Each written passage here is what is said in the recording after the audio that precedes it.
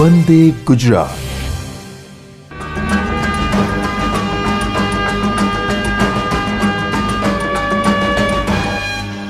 વિદ્યાર્થી મિત્રો, અગાઉના એપિસોડમાં આપણે વિદ્યુત ભારોના તંત્રમાં સ્થિતિમાન, એની ઉર્જા, આ બધાની ચર્ચા કરી। હવે એક નવી સંરચનાનો આપણે અભ્યાસ કરવાનો છે કે જેને આપણે કેપેસિટર તરીકે ઓળખીએ છીએ અને વિદ્યુત ભાર સંગ્રાહક તરીકે પણ આપણે એને ઓળખીશું। તો કેપેસિટર શું છે અને એનું કેપેસિટન્સ એ શું છે એ આપણે સમજીએ। તો અલગ કરેલા નજીક ગોઠવાયેલા બે વાહકોનું જે તંત્ર છે એને આપણે કેપેસિટર તરીકે ઓળખીએ છીએ। કેપેસિટર એ સુવાહકોનું બનેલું તંત્ર છે। એમાં એક સુવાહક અહીં હોય અને બીજો સુવાહક આપણે ધારો કે અનંત અંતરે રાખીએ એટલે હોય જ નહીં, એવી પરિસ્થિતિમાં પણ એ કેપેસિટર કહેવાય છે।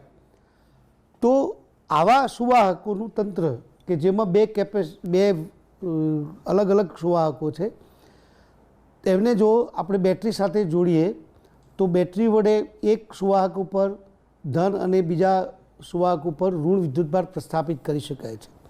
એટલે બેટરી એમાં ધન અને ઋણ વિદ્યુતભાર પ્રસ્થાપિત કરે છે। તો આ ધન અને ઋણ વિદ્યુતભાર સુવાહકો પર પ્રસ્થાપિત થવાના કારણે વચ્ચે વિદ્યુત ક્ષેત્ર રચાય છે અને જે વિદ્યુત ક્ષેત્ર રચાય છે એના કારણે એક સુવાહક પરથી એકમ ધન વિદ્યુતભારને બીજા સુવાહક સુધી લઈ જવા માટે કરવું પડતું જે કાર્ય છે એ કાર્ય વી આપણે ગણી શકીએ। એમાં પહેલાં તો જે વિદ્યુતભાર એમાં પ્રસ્થાપિત થાય છે એ વિદ્યુત ક્ષેત્રના સમપ્રમાણમાં હોય છે, અથવા તો આપણે એમ કહીએ કે વધારે વિદ્યુતભાર જો સંગ્રહ પામે તો વિદ્યુત ક્ષેત્ર વધે છે। એટલે વિદ્યુત ક્ષેત્ર અને વિદ્યુતભાર અથવા તો વિદ્યુતભાર અને વિદ્યુત ક્ષેત્ર આ બંને વચ્ચેનો સપ્રમાણનો સંબંધ છે। બીજી એક વાત કે વિદ્યુત સ્થિતિમાનનો તફાવત વી અને ઈ વચ્ચે પણ સંબંધ છે, કારણ કે એકમ ધનભારને એક સુવાહક પરથી બીજા સુવાહક સુધી લઈ જવા માટે કરવું પડતું કાર્ય, જેને આપણે વિદ્યુત સ્થિતિમાનનો તફાવત કહીએ છીએ, તો એ બળ અને સ્થાનાંતરના ગુણાકારથી મળે છે। એટલે વી અને ઈ વચ્ચે પણ ડાયરેક્ટ સંબંધ છે। એટલે આપણે એવું કહી શકીએ કે ક્યુ અને વી મતલબ કે બે સુવાહક વચ્ચે વિદ્યુત સ્થિતિમાનનો તફાવત અને કોઈ એક સુવાહક પર ભેગો થતો વિદ્યુતભાર, એ બંને વચ્ચે સપ્રમાણ સંબંધ છે। એટલે આપણે ક્યુ અને વી એકબીજાના સપ્રમાણ છે એવું કહી શકીએ। એટલે વચ્ચે આપણે એક અચળાંક મૂકીએ તો ક્યુ બરાબર સી ગુણ્યા વી, એમાં સીને તંત્રનું કેપેસિટન્સ કહે છે।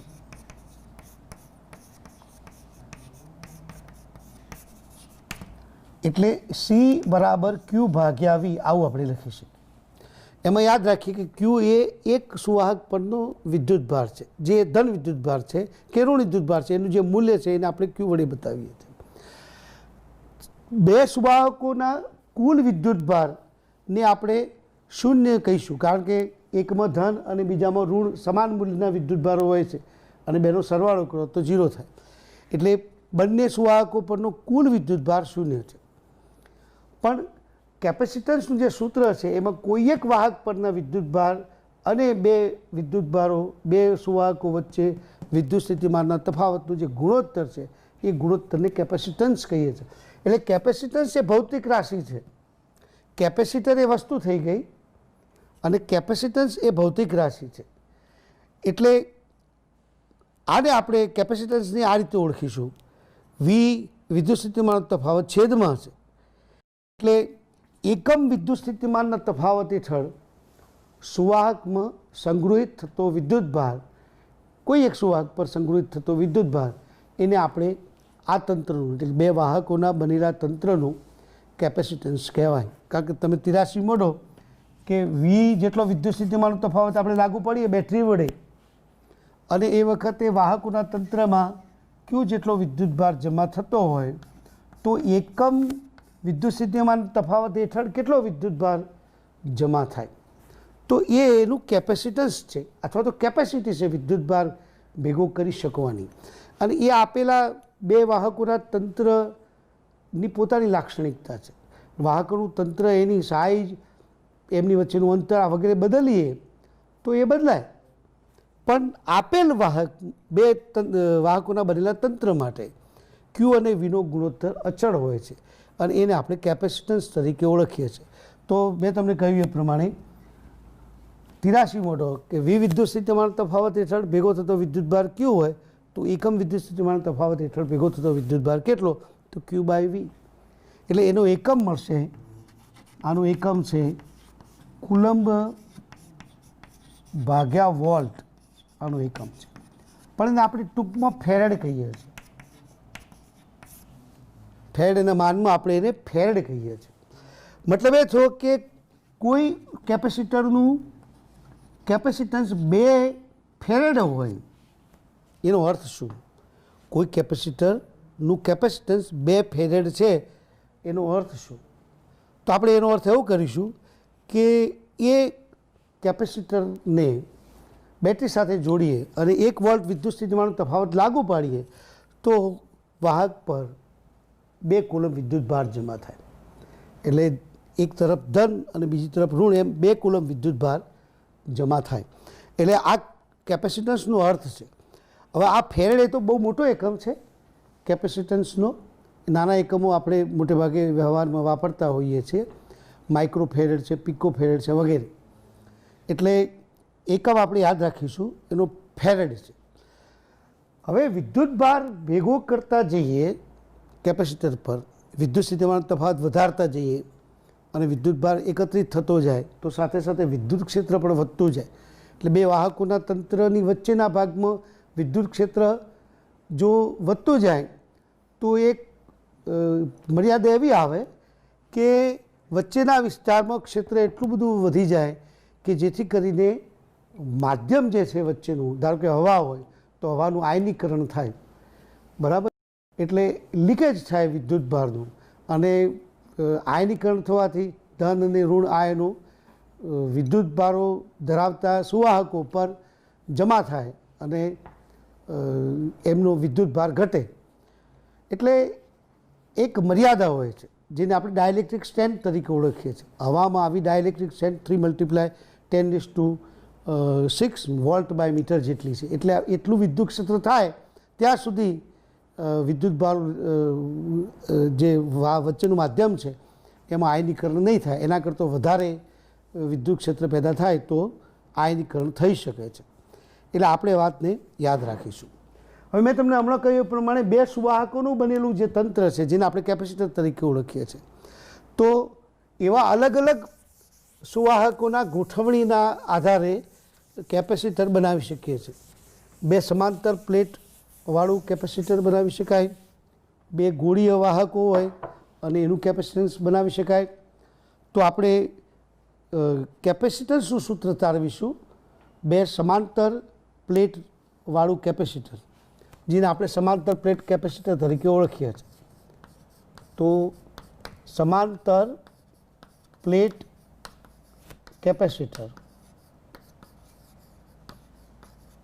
એના કેપેસિટન્સની ચર્ચા કરીશું, કેપેસિટન્સનું સૂત્ર તારવીશું. હવે ધારો કે એક પ્લેટ આ રીતે ઉપર તરફ છે અને ડી અંતરે બીજી એક પ્લેટ છે અને બેટરી સાથે જોઈન્ટ કરીએ તો આમાં ધારો કે બેટરી વડે ધન વિદ્યુતભાર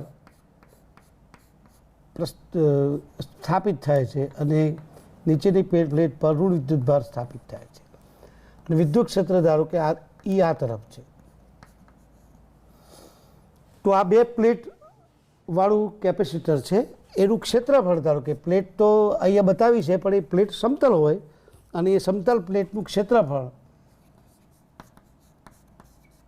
ધારો કે ડી એ છે અને આ 2 પ્લેટ વચ્ચેનું અંતર ડી છે. અંદર હવા છે, હાલ પૂરતું આપણે એમાં હવા છે એવું માનીશું, મતલબ કે શૂન્યાવકાશ.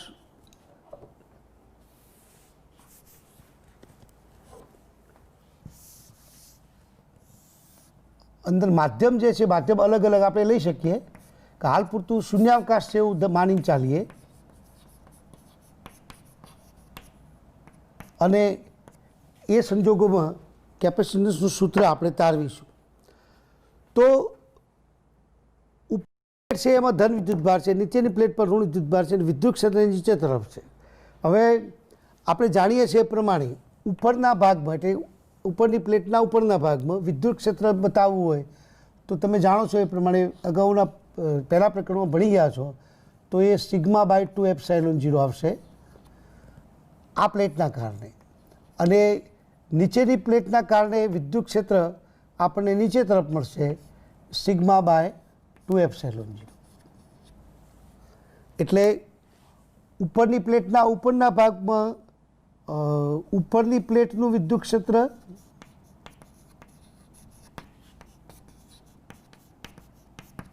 આપણે એ બિંદુ આગળ ગણીએ છીએ એ પર σ/2ε0 અને નીચેની પ્લેટનું વિદ્યુત ક્ષેત્ર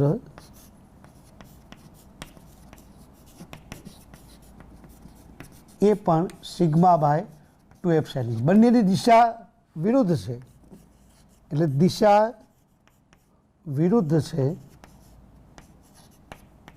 તેથી કુલ વિદ્યુત ક્ષેત્ર σ/2ε0 માઇનસ σ/2ε0 બરાબર 0. એટલે ઉપરના ભાગમાં એ બિંદુ આગળ વિદ્યુત ક્ષેત્ર આપણને શૂન્ય મળશે. બરાબર એ જ રીતે તમે નીચેનો કોઈ બિંદુ બી લો તો ત્યાં આગળ પણ વિદ્યુત ક્ષેત્રની દિશાઓ અલગ અલગ અને સમાન મૂલ્ય σ/2ε0 મળે એટલે કુલ વિદ્યુત ક્ષેત્ર શૂન્ય આવે.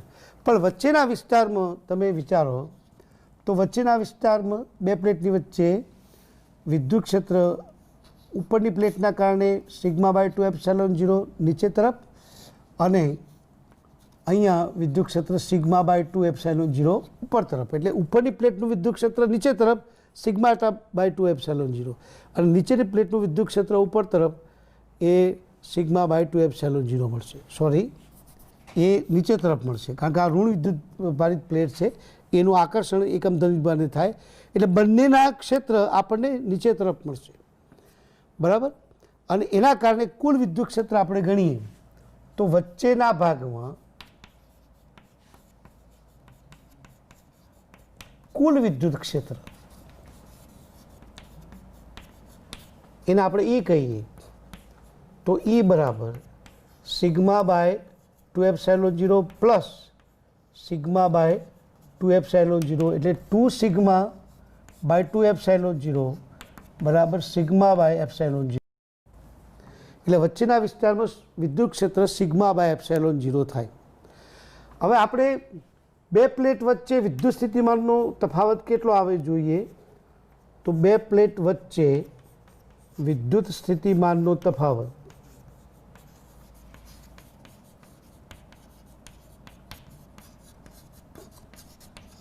એને આપણે વી કહીએ તો વી બરાબર ક્ષેત્ર ગુણ્યા સ્થાનાંતર. એટલે વી બરાબર આમાં વિદ્યુત ક્ષેત્ર બધે એક સરખું છે એટલે સંકલન કરવાની જરૂર નથી, એટલે વી ઈ ગુણ્યા ડી કરીએ તો σ/ε0 ગુણ્યા ડી લખી શકાય. હવે અગાઉ આપણે શીખ્યા છીએ એ પ્રમાણે સિગ્મા એ પૃષ્ઠ ઘનતા છે અને પૃષ્ઠ ઘનતા શોધવી હોય તો આપણે પૃષ્ઠ ઘનતા માટે કહીશું કુલ વિદ્યુત ભાર ભાગ્યા એનું ક્ષેત્રફળ. તો અહીંયા સિગ્માની જગ્યાએ વિદ્યુત ભાર ભાગ્યા ક્ષેત્રફળ ગુણ્યા ε0 ગુણ્યા ડી આવો આપણે લખી શકીએ. મતલબ શું થયો કે વિદ્યુત સ્થિતિમાનનો તફાવત બે પ્લેટ વચ્ચે એ આપણને આ સૂત્ર વડે મળે છે. હવે આપણે એક વ્યાપક સૂત્ર હમણાં શીખ્યા છીએ કે બે પ્લેટવાળા આ સમાંતર પ્લેટ કેપેસિટરમાં કેપેસિટર શોધવું હોય તો વ્યાપક સૂત્ર છે કે કોઈ એક પ્લેટ પરનો વિદ્યુત ભાર ભાગ્યા બે પ્લેટ વચ્ચે વિદ્યુત સ્થિતિમાનનો તફાવત. એટલે સી શોધવું હોય તો Q/V કરવું પડે.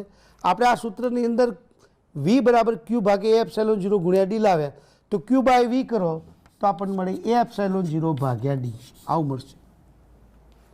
એટલે આપણને સમાંતર પ્લેટ કેપેસિટર છે એના કેપેસિટન્સનું સૂત્ર મળશે એ એપ્સાઇલોન 0 ભાગ્યા ડી. હવે સૂત્ર આપણે અહીંયા મૂકીએ તો કેપેસિટન્સ સી બરાબર એ એપ્સાઇલોન 0 ભાગ્યા ડી. મતલબ એ તો કે બે પ્લેટ આવા પ્રકારની હોય, એ બે વચ્ચે અંતર હોય, અંતર ડી હોય, આનું ક્ષેત્રફળ એ હોય, બે વચ્ચેનું અંતર છે ડી, ક્ષેત્રફળ એ, કિંમત મૂકો તો કેપેસિટન્સનું સૂત્ર આપણને મળે. એટલે સમાંતર પ્લેટ કેપેસિટરમાં અંતર અને ક્ષેત્રફળ આ બે મહત્વનું છે. એપ્સાઇલોન 0 એ શૂન્યાવકાશની પરમિટિવિટી છે, એટલે સી બરાબર એ એપ્સાઇલોન 0 ભાગ્યા ડી. હવે આ જે સૂત્ર છે, સૂત્રના આધારે માની લો કે ઉદાહરણ જો કે ડી બરાબર ધારો કે 1 સેન્ટીમીટર હોય, મતલબ બે પ્લેટ વચ્ચેનું અંતર 1 સેન્ટીમીટર હોય, અને પ્લેટનું ક્ષેત્રફળ ધારો કે 1 મીટર સ્ક્વેર હોય, તો એ સંજોગોમાં કેપેસિટન્સ કેટલું મળે? તો સૂત્રમાં કિંમતો મૂકો તો 1 મીટર સ્ક્વેર એની જગ્યાએ એપ્સાઇલોન 0 જગ્યાએ 8.85 10⁻12 અને છેદમાં જે ડી છે બે પ્લેટ વચ્ચેનું અંતર 1 સેન્ટીમીટર એટલે 10⁻2 લખીએ તો સાદરૂપ આપો તો 10⁻9 ફેરેડ કેપેસિટન્સ થાય. એટલે આ જે મૂલ્ય છે એ મૂલ્ય ખૂબ નાનું છે.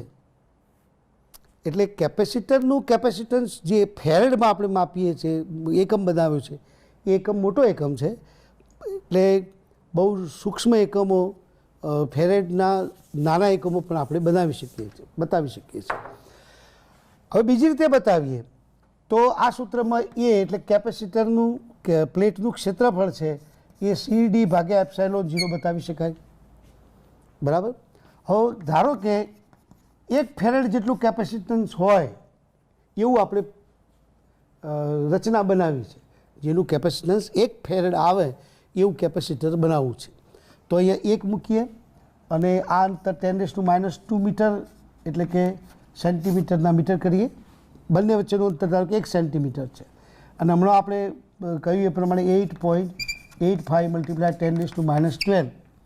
તો આનો જવાબ આપણને મળે એ બરાબર 10⁹ મીટર સ્ક્વેર લગભગ, કારણ આપણે 1 ગણીએ તો 8.85 છે એની જગ્યાએ આપણે 10 ગણીએ તો પ્લેટનું જે ક્ષેત્રફળ છે 1 ફેરેડ કેપેસિટન્સ લેવા માટે પ્લેટનું ક્ષેત્રફળ છે 10⁹ મીટર સ્ક્વેર થાય.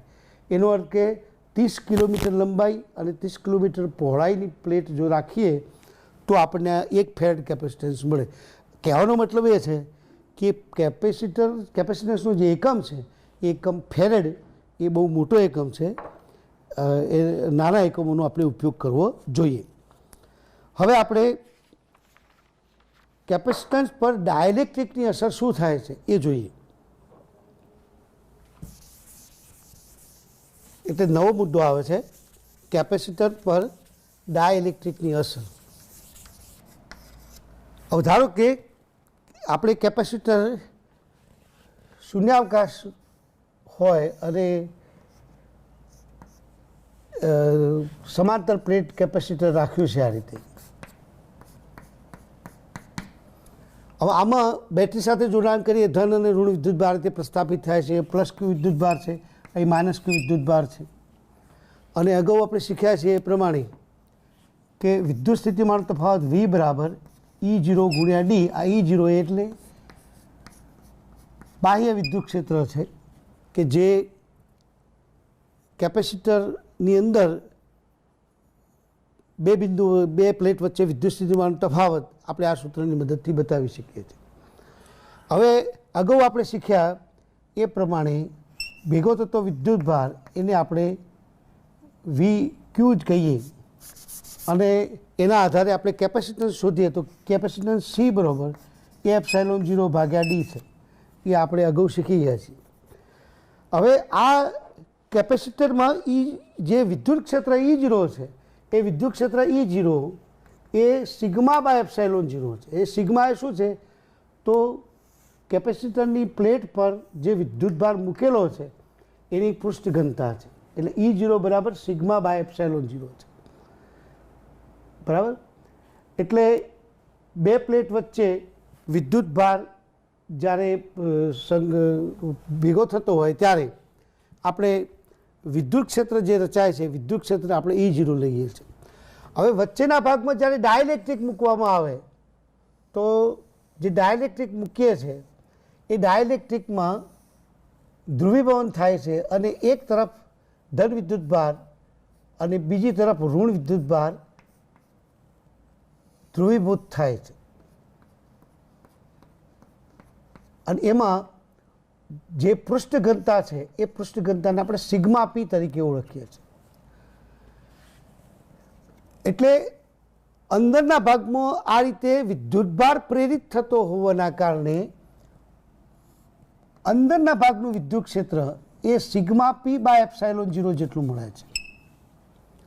પહેલાં બાહ્ય વિદ્યુત ક્ષેત્ર E0 છે, મતલબ કે બે પ્લેટ પર જે વિદ્યુતભારો રહેલા છે એ બાહ્ય વિદ્યુત ક્ષેત્ર E0 પેદા કરે છે અને એ બાહ્ય વિદ્યુત ક્ષેત્ર E0 બરાબર સિગ્મા બાય એપ્સાઇલોન 0 છે. એટલે આ બાહ્ય વિદ્યુત ક્ષેત્ર છે.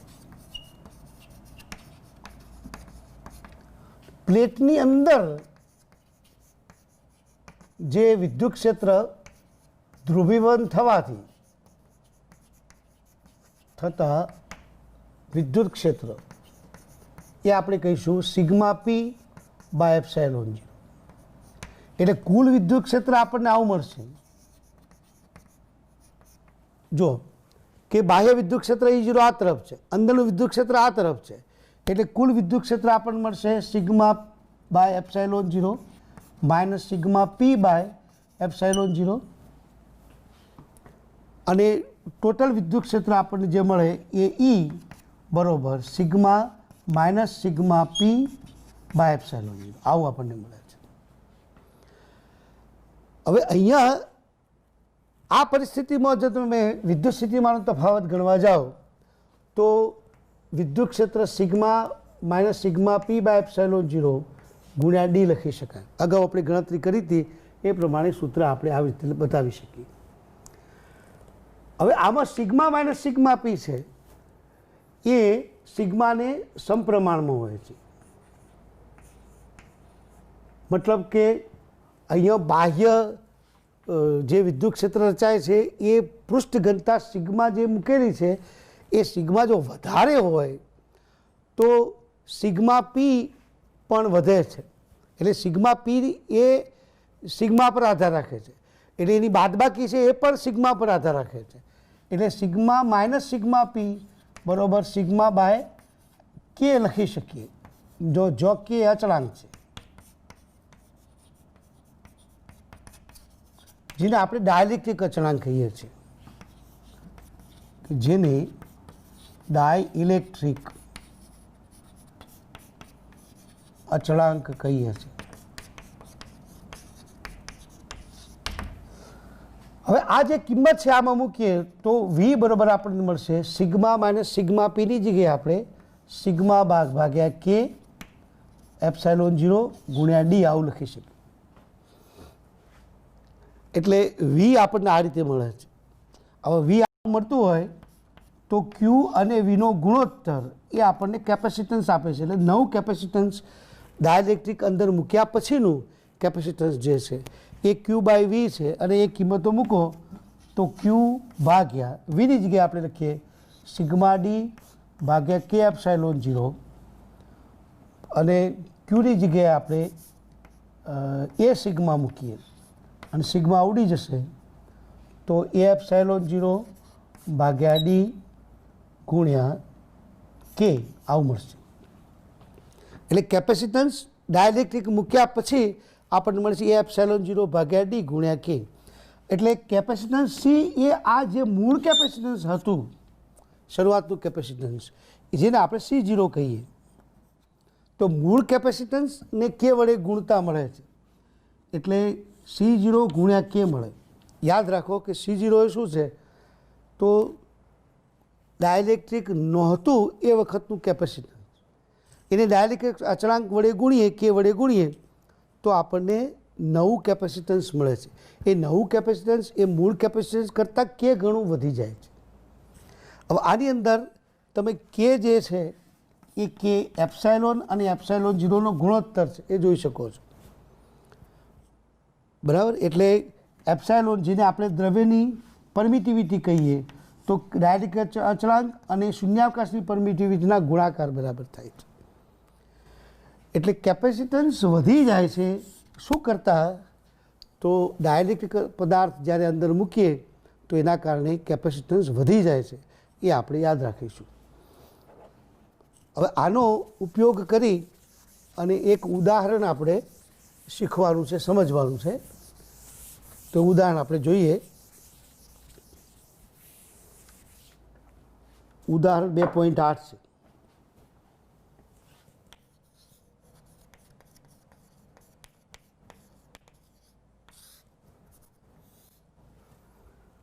ઉદાહરણ 2.8માં પ્રશ્ન આવું છે કે ડાયલેક્ટ્રિક અચળાંક કે ધરાવતા દ્રવ્યના એક ચોસલાનું ક્ષેત્રફળ સમાંતર પ્લેટ કેપેસિટરની પ્લેટ જેટલું છે. તેની જાડાઈ 3/4D છે. જો ડી એ બે પ્લેટ વચ્ચેનું અંતર છે. જ્યારે આ ચોસલાને પ્લેટો વચ્ચે દાખલ કરવામાં આવે ત્યારે કેપેસિટન્સમાં કેટલો ફેરફાર થશે? કેવો ફેરફાર થાય? બરાબર. હવે બે પ્લેટો વચ્ચેનું અંતર ડી છે. એવા સમાંતર પ્લેટ કેપેસિટરની અંદર ડાયલેક્ટ્રિક પદાર્થ મૂકવામાં આવે છે. હવે મૂકવામાં આવતો જે પદાર્થ છે એ પદાર્થ 3/4 જેટલો ભાગ રોકે છે. ધારો કે આટલા ભાગમાં ડાયલેક્ટ્રિક મૂકેલું છે.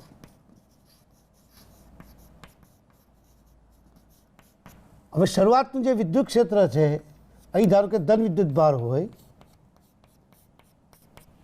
અહીંયા ઋણ વિદ્યુત ભાર હોય, તો આટલા ભાગની અંદર ડાયલેક્ટ્રિક ભરેલું છે અને વિદ્યુત ક્ષેત્ર E0 આ તરફ છે, બાહ્ય વિદ્યુત ક્ષેત્ર. એટલે પહેલાં તો આપણે બાહ્ય વિદ્યુત ક્ષેત્ર E0ના આધારે વી ગણીએ તો વી બરાબર E0 ગુણ્યા ડી લખી શકાય. એને આપણે V0 કહીશું. એટલે શરૂઆતનું વિદ્યુત સ્થિતિમાનનો તફાવત જે છે એ અહીંયા પ્લસ ક્યુ વિદ્યુત ભાર અને અહીંયા માઇનસ ક્યુ વિદ્યુત ભાર હોય એ બે પ્લેટો વચ્ચેના વિસ્તારમાં V0 બરાબર E0 ગુણ્યા ડી લખી શકીએ. હવે 1/4 ભાગ શૂન્યાવકાશ છે, એટલે D/4 ભાગ છે શૂન્યાવકાશ છે, અને 3/4 ગુણ્યા ડી આટલો ભાગ છે, એટલે 3/4 ડી ભાગ એ ડાયલેક્ટ્રિક ભરેલો છે. હવે એકમ ધન વિદ્યુતભારને આપણે અહીંથી અહીં સુધી લાવીએ ત્યારે જે કાર્ય થાય એ કાર્યને આપણે નવી પરિસ્થિતિમાં, ડાયલેક્ટ્રિક મૂક્યા પછીની પરિસ્થિતિમાં વિદ્યુત સ્થિતિમાનનો તફાવત કહીશું. એટલે એકમ ધન વિદ્યુતભારને આપણે આ પ્લેટ પરથી લાવીએ છીએ ત્યારે અહીંથી અહીં સુધી આવતા જે વિદ્યુત ક્ષેત્ર છે એ વિદ્યુત ક્ષેત્ર કે ઘણું ઘટી જાય છે. કારણ કે વિદ્યુત ક્ષેત્ર E એ મૂળ વિદ્યુત ક્ષેત્ર E0 કરતાં કેમાં ભાગનું થઈ જાય છે એ આપણે અગાઉ શીખ્યા. એટલે E બરાબર E0 ભાગ્યા કે છે. તો અહીંથી અહીં સુધી આપણે વિદ્યુત ક્ષેત્ર કેટલું લેવું પડે? તો E0 ભાગ્યા કે. અને અહીંથી અહીં સુધી તમે એકમ ધન વિદ્યુતભારને લાવો તો થતું કાર્ય ગણવામાં વિદ્યુત ક્ષેત્ર ગણાશે E0. એટલે આપણે અહીંથી અહીં સુધી એકમ ધન વિદ્યુતભારને લાવીએ એ દરમિયાન થતું કાર્ય ગણીએ તો એ કાર્યને V કહીએ. તો બે આપણે ગણવું પડશે. અહીંથી અહીં સુધી ગણીએ તો 3/4 ગુણ્યા ડી ગુણ્યા વિદ્યુત ક્ષેત્ર આવશે E0 ભાગ્યા કે પ્લસ. હવે અહીંથી અહીં સુધી 1/4 ભાગ છે અંતરનો, એટલે એમાં D/4 અંતર ગુણ્યા ત્યાં વિદ્યુત ક્ષેત્ર કેટલો? તો E0. એમાં E0 ભાગ્યા કે નથી કરવાનું કારણ કે આટલા ભાગમાં શૂન્યાવકાશ છે.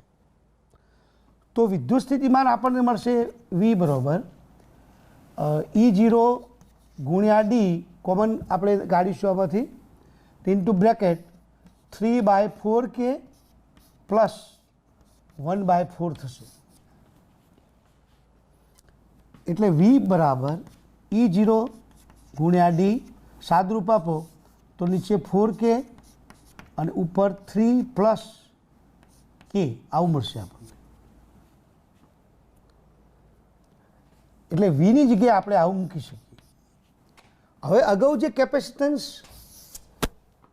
ડાયલેક્ટ્રિક મૂક્યા પહેલાંનું જે કેપેસિટન્સ છે એને આપણે C0 કહીએ, તો C0 બરાબર A એપ્સાઇલોન 0 ભાગ્યા ડી. અને નવું કેપેસિટન્સ શોધવું હોય તો તમારે Q ભાગ્યા V કરવું પડે. એટલે Q ભાગ્યા Vની જગ્યાએ આપણે E0D કૌંસમાં 3 પ્લસ કે ભાગ્યા 4K બરાબર, અને કેની જગ્યાએ આપણે Qની જગ્યાએ આપણે એ સિગ્મા લખીએ બરાબર, અને સિગ્મા બાય એપ્સાઇલોન 0 લખીએ. તો વિદ્યુત ક્ષેત્ર નવું કેપેસિટન્સ સી બરાબર આપણને અહીંયા સિગ્મા ઉડી જશે બરાબર. એટલે એ એપ્સાઇલોન 0 ભાગ્યા ડી એટલે મૂળ કેપેસિટન્સ ભાગ્યા 3 પ્લસ કે અને ઉપર 4K. એટલે આમાં ફેરફાર થઈને નવું સૂત્ર આપણને આવું મળશે. એટલે કેપેસિટન્સમાં જે ફેરફાર થાય છે ફેરફારને આપણે આ રીતે બતાવી શકીએ. હવે આગળનો મુદ્દો છે કેપેસિટરોનું સંયોજન.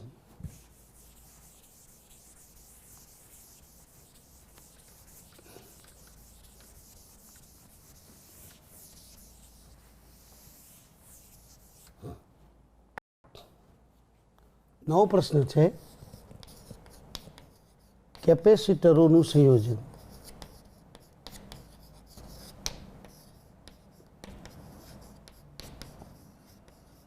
ફિઝિક્સમાં અલગ અલગ પ્રકરણમાં અલગ અલગ પ્રકારના આવા સંયોજનો તમારે ભણવાના આવશે. એમાં અત્યારે આપણે કેપેસિટરના સંયોજનની વાત કરી રહ્યા છીએ. પછી ત્રીજા પ્રકરણની અંદર તમારે અવરોધોના સંયોજનની વાત પણ આવશે, અને આગળ જતો તમારે ઇન્ડક્ટરોના સંયોજનની વાત આવશે. એટલે આ તમામમાં શ્રેણીમાં જોડાણ અને સમાંતર જોડાણ એના સૂત્રો તારવવાના આવશે. તો આપણે અહીંયા હાલ બે કેપેસિટરોના સંયોજનની વાત કરી રહ્યા છીએ. એમાં પહેલાં શ્રેણી સંયોજન, શ્રેણીમાં સંયોજન.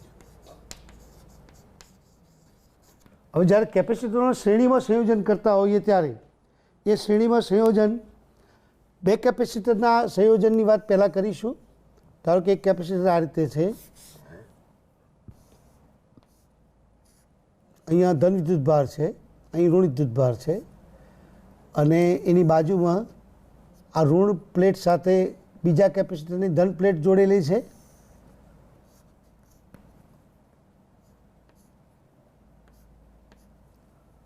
આની સાથે ધારો કે બેટરીનું જોડાણ કરેલું હોય તો આ સંયોજન છે શ્રેણી સંયોજન છે. એક કેપેસિટરની બાજુમાં બીજું કેપેસિટર છે, એમાં એક કેપેસિટરની ડાબી બાજુનું જે ઋણ પ્લેટ છે, જમણી બાજુની ઋણ પ્લેટ, એ આ કેપેસિટરના ડાબી બાજુના ધન પ્લેટ સાથેનું જોડાણ કરેલું છે.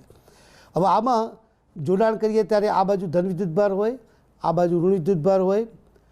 આ બંને પ્લેટ પર વિદ્યુતભારો પ્રેરિત થઈ અને ઋણ અને ધન વિદ્યુતભાર સર્જાય છે. એમાં જો અહીંયા વિદ્યુતભાર ના હોય તો કેપેસિટરનો ટોટલ વિદ્યુતભાર શૂન્ય ના થાય. એટલે ટોટલ વિદ્યુતભાર શૂન્ય ક્યારે થાય કે અહીં ઋણ વિદ્યુતભાર પ્રેરિત થયેલો હોય, એ રીતે અહીંયા ઋણ વિદ્યુતભાર તો આ બાજુ ધન વિદ્યુતભાર પ્રેરિત થયેલો હોય. તો આવા પ્રકારનું જે જોડાણ છે એ જોડાણને આપણે શ્રેણી સંયોજન કહીશું. હવે ટોટલ વિદ્યુત સ્થિતિમાનનો તફાવત ધારો કે V હોય, પહેલા કેપેસિટરનું કેપેસિટન્સ ધારો કે C1 છે, બીજા કેપેસિટરનું કેપેસિટન્સ ધારો કે C2 છે.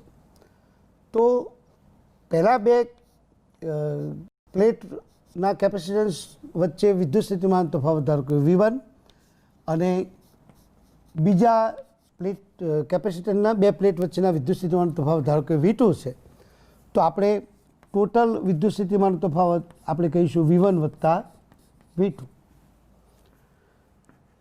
એટલે બે છેડે ધારો કે આ બાજુ એ બિંદુ અને આ બાજુ બી બિંદુ કહીએ તો બેટરીના બે ટર્મિનલ સાથે જોડી અને આ વિદ્યુતભાર પ્રેરિત કરેલો હોય તો તો એ અને બી વચ્ચે ટોટલ વિદ્યુત સ્થિતિમાનનો તફાવત વી એ આ કેપેસિટરના બે છેડે વિદ્યુત સ્થિતિમાનનો તફાવત V1, આ કેપેસિટરના બે છેડે વિદ્યુત સ્થિતિમાનનો તફાવત V2 બેના સરવાળા બરાબર થાય છે. હવે આપણે આ સંયોજનનું જે કુલ કેપેસિટન્સ છે, પરિણામી કેપેસિટન્સ, એ પરિણામી કેપેસિટન્સ જાણવું છે. તો પરિણામી કેપેસિટન્સ માટે આપણે એક સૂત્ર ધારી લઈએ કે પરિણામી કેપેસિટન્સ કેટલું છે એ આપણે જાણવું છે. એને આપણે કહીશું કોઈ એક તરફનો વિદ્યુતભાર Q અને વિદ્યુત સ્થિતિમાનનો તફાવત V. આપણે આવું કહી શકીએ, કારણ કે કેપેસિટન્સની વ્યાખ્યા પ્રમાણે આપણે કહી શકીએ કે તંત્રમાં કોઈ એક તરફનો વિદ્યુતભાર Q અને બે છેડે વિદ્યુત સ્થિતિમાનના તફાવતનો ગુણોત્તર, એને આપણે તંત્રનું કેપેસિટન્સ કહીશું. હવે પહેલાં કેપેસિટર માટે વ્યાખ્યા પ્રમાણે જઈએ તો V1 બરાબર Q/C1 આવશે, બરાબર. એટલે પ્રથમ કેપેસિટર માટે V1 બરાબર આવશે Q1/C, કારણ કે Q/C1,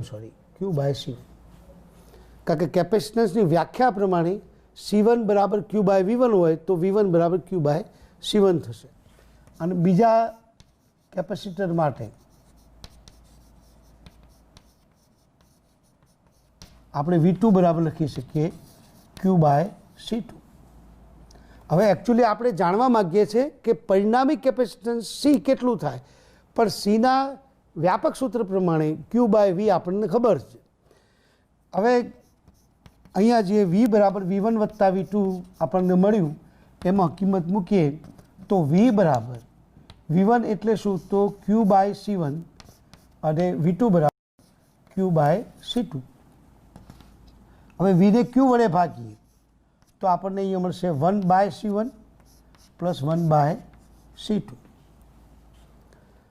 હવે એકચ્યુઅલી આપણે શોધવા માગીએ છીએ કેપેસિટન્સ C, મતલબ કે Q/V જાણવા માગીએ છીએ. આપણને અહીંયા મળ્યું V/Q. એનો અર્થ એ થાય કે V/Q એટલે 1/C, એટલે 1/C1 પ્લસ 1/C2 આપણને મળે. એટલે એનો અર્થ એ થાય કે જ્યારે બે કેપેસિટરને શ્રેણીમાં આ રીતે જોડીએ ત્યારે પરિણામી કેપેસિટન્સ કેટલું મળે, આ પ્રશ્નનો જે જવાબ છે એ જવાબ આ સૂત્રમાંથી મળે છે. ઉદાહરણ તરીકે અહીંયા 10 ફેરેડ કેપેસિટન્સ જોડેલું હોય અને અહીંયા ધારો કે 20 ફેરેડનું કેપેસિટન્સ જોડેલું હોય, બરાબર. તો આ કેપેસિટરોને આ રીતે શ્રેણીમાં જોડીએ તો પરિણામી કેપેસિટન્સ કેટલું, આ સવાલ છે. તો એમાં આપણને વિચાર એ આવે કે 10 ને 20 સરવાળો કરી દો, 30 જવાબ આવે, પણ ના, એવું નથી. શ્રેણીમાં જોડાણ કરીએ તો જવાબ આ સૂત્રના આધારે મળે છે. એટલે આપણે શું કરવું પડે કે 1/C બરાબર 1/10 પ્લસ 1/20, સાદરૂપ આપો તો 20, અહીંયા 2 વત્તા 1, એટલે C બરાબર આપણને મળશે 20/3, એટલે 6.67. આટલા ફેરેડ, જો ફેરેડમાં હોય તો ફેરેડ, માઇક્રોફેરેડ તો માઇક્રોફેરેડ. એટલે ટૂંકમાં 10 અને 20 ફેરેડના કેપેસિટરોનું શ્રેણીમાં જોડાણ કરીએ તો જવાબ આપણને આવો મળે. હવે અહીંયા 2 કેપેસિટર બતાવ્યા છે, પુસ્તકમાં 2ની જગ્યાએ 3 પણ બતાવ્યા છે બીજી આકૃતિમાં. આપણે આવા N કેપેસિટરના જોડાણને પણ સમજી શકીએ. મતલબ કે 2 કેપેસિટર આપણે જે બતાવ્યા હતા એ આ રીતે બતાવ્યા હતા, પ્લસ માઇનસ એવા N કેપેસિટર આ રીતે શ્રેણીમાં જોડેલા હોય.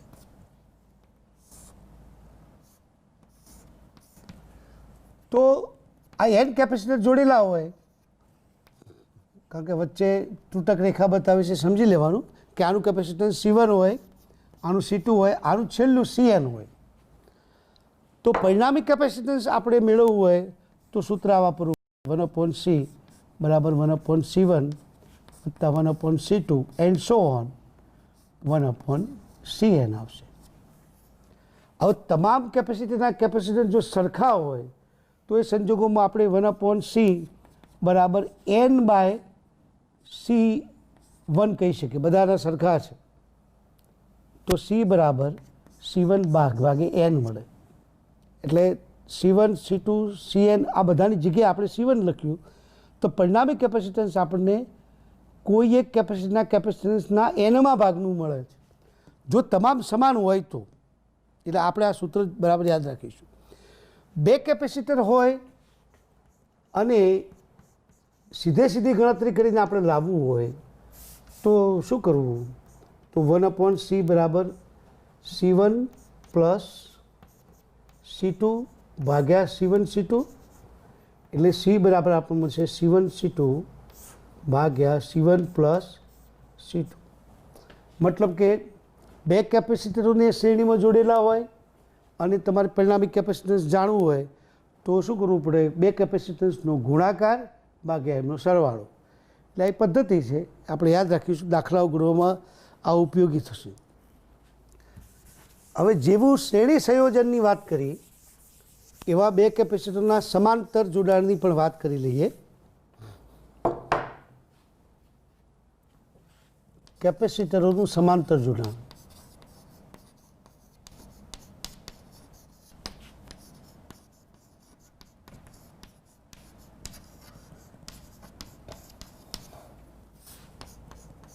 હવે એક કેપેસિટર આ રીતે આપેલું હોય,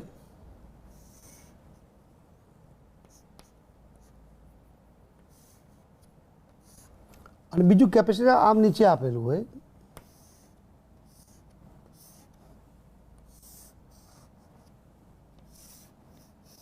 આવું જોડાણ સમાંતર જોડાણ છે.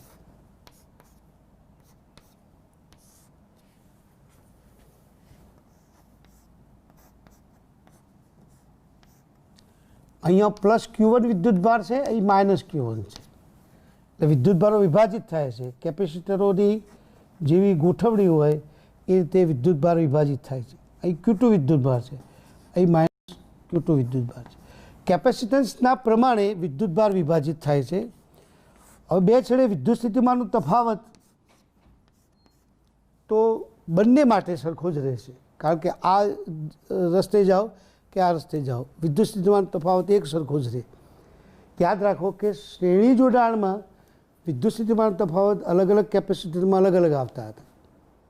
જ્યારે સમાંતર જોડાણની અંદર બે છેડે વિદ્યુત સ્થિતિમાન તફાવત તમે કોઈ પણ કેપેસિટર પરથી જાઓ, વિદ્યુત સ્થિતિમાન તફાવત સરખો જ આવે.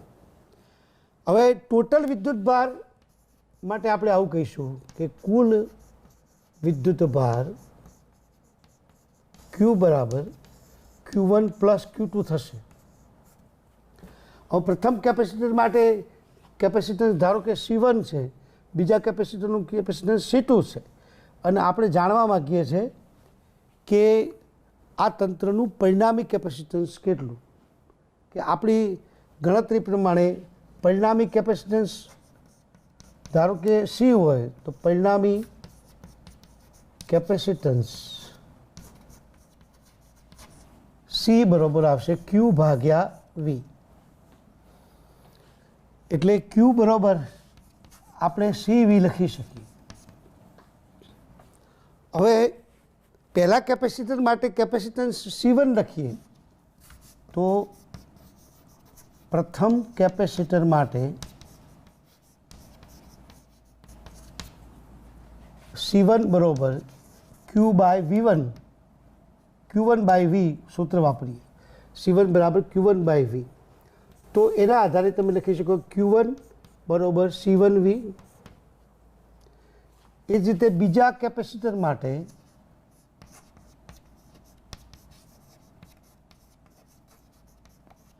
C2 બરાબર Q2 ભાગ્યા V.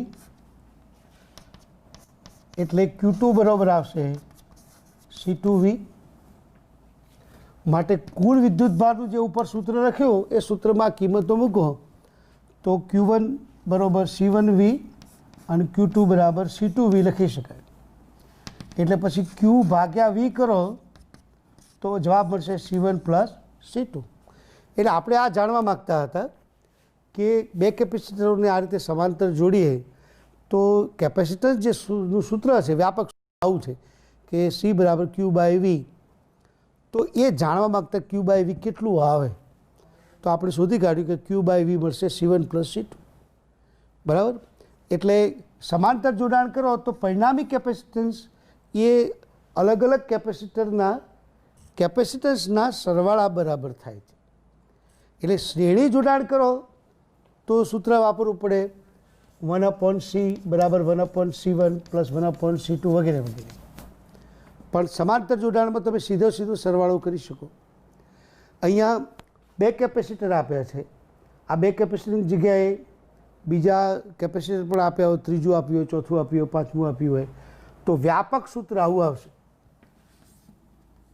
વ્યાપક રીતે કેપેસિટન્સ C બરાબર C1 plus C2 and so on Cn આપણે મૂકી શકીએ. હવે આમાં દરેક કેપેસિટન્સ સમાન હોય તો C1 C2 C3 વગેરે વગેરે સમાન હોય. C1 બરાબર C2 બરાબર C3 હોય તો કુલ કેપેસિટન્સ C બરાબર C1n લખી શકીએ. એમાં યાદ રાખીએ કે તમામ કેપેસિટરના કેપેસિટન્સ સરખા છે તો પરિણામી કેપેસિટન્સ એ એક કેપેસિટરના કેપેસિટન્સને n વડે ગુણવા પડે, જેટલા હોય એટલા વડે ગુણવા પડે. પણ સમાંતર જોડાણ હોય તો આપણે આવું કરી શકીએ. એટલે આપણે આ ગણતરી કરીને આ રીતે કેપેસિટન્સ શોધી શકીએ છીએ. હવે આના પર આધારિત એક પ્રશ્ન આપણે સોલ્વ કરીએ.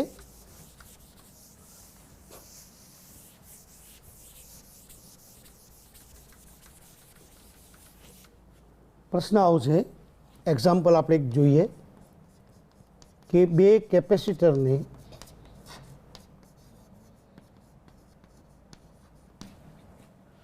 સમાંતર જોડતા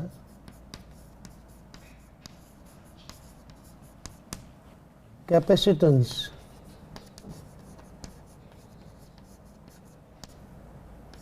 $25 માઇક્રોફેરેડ અને શ્રેણીમાં જોડતા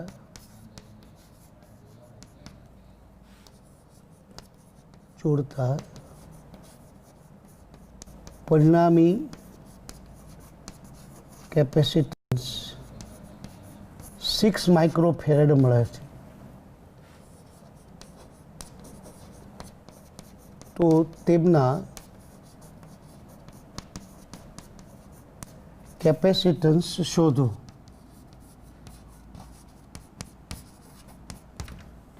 હવે જો સમાંતર જોડાણ કરીએ 2 કેપેસિટરને તો પરિણામી કેપેસિટન્સ 25 માઇક્રોફેરેડ મળે છે. શ્રેણીમાં જોડીએ તો 6 માઇક્રોફેરેડ મળે છે.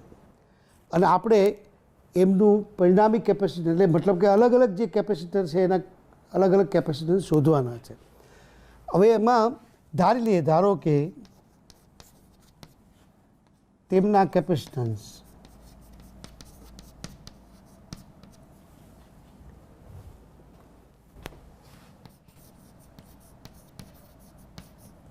C1 અને C2 છે. હવે શ્રેણીમાં જોડતા પરિણામી કેપેસિટન્સ મળે C1 C2 ભાગ્યા સરવાળો C1 બાય C2. અગાઉ આપણે શીખ્યા હતા એ પ્રમાણે કે શ્રેણીમાં જોડીએ તો જવાબ આવો આવે C1 C2 ભાગ્યા C1 પ્લસ C2 અને એનો જવાબ છે અહીંયા આપણને મળ્યો છે 6 માઇક્રોફેરેડ. એટલે આના બરાબર 6. અને સમાંતર જોડાણ કરતા C1 પ્લસ C2 અને એનો જવાબ મળે છે આપણને 25 માઇક્રોફેરેડ. કારણ કે અહીંયા 25 માઇક્રોફેરેડ સમાંતર જોડતા આપેલું છે. એટલે આપણને 2 સમીકરણ મળે છે. એટલે આ સમીકરણમાં તમે કિંમત મૂકો તો C1 C2 ભાગ્યા C1 પ્લસ C2 બરાબર 6 આપેલા છે. તો C1 C2 ભાગ્યા 25 બરાબર 6 થાય. એટલે C1 C2 બરાબર 150 આપણને મળે. બરાબર. એટલે બેનો ગુણાકાર આપણને 150 મળશે. હવે આમાં કિંમત મૂકીએ તો કિંમતમાં C1ની જગ્યાએ આપણે C2 25 માઇનસ C2 લખીએ. અહીં C1 લખીએ અને C2ની જગ્યાએ 25 માઇનસ C1 લખીએ. તો જવાબ આવશે 150. માટે 25C1 માઇનસ C1 સ્ક્વેર બરાબર 150. માટે C1 square minus 25C1 minus 150 બરાબર 0. એટલે હા પ્લસ થશે. એટલે C1 માઇનસ 10 અને C1 માઇનસ 15 બરાબર 0 થશે. એટલે C1 બરાબર 10 માઇક્રોફેરેડ અને C2 બરાબર 15 માઇક્રોફેરેડ. આવો આપણને જવાબ મળે. એટલે આવો પ્રશ્ન આપણને પરીક્ષામાં પૂછાય તો એનો જવાબ આપણે આપી શકીએ. એટલે કેપેસિટરના શ્રેણી સમાંતર જોડાણની આપણે ચર્ચા કરી. હવે આવી રીતે કેપેસિટરોની અંદર જે વિદ્યુત સ્થિતિ ઉર્જા સંગ્રહ પામે છે એ વિદ્યુત સ્થિતિ ઉર્જા પણ આપણે ગણતરી કરવાની છે. એ આપણે અગાઉ હવે પછીના જે એપિસોડ લઈશું એમાં ચર્ચા કરીશું. Thank you.